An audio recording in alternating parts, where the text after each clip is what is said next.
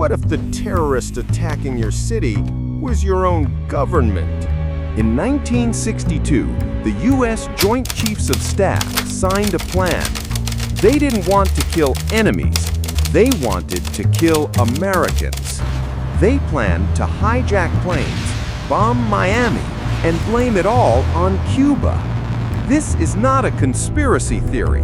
This is the declassified truth of Operation Northwoods. The Cold War was at its peak. Fidel Castro controlled Cuba, and the U.S. military was desperate for a war.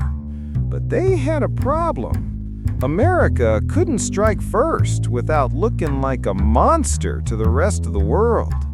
They needed a victim. They needed a tragedy to anger the public.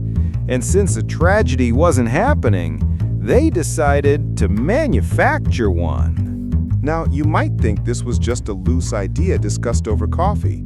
It wasn't. This was a finalized, written proposal signed by every single Joint Chief. And when you hear the specific details of what they planned, it will make your blood run cold.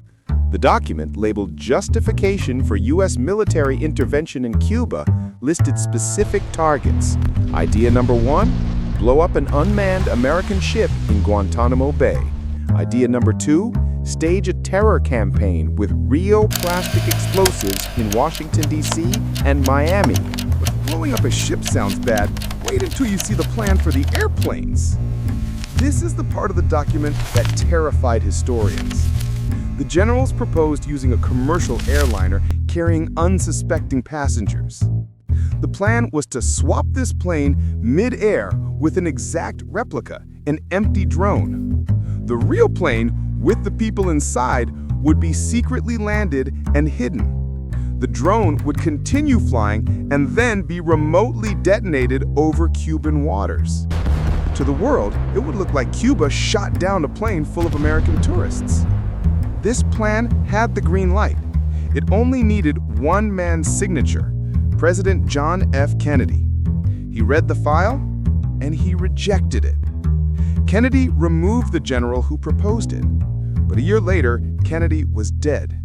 Operation Northwoods was locked away for 35 years. It leaves us with a haunting question. What other operations were signed that we still don't know about?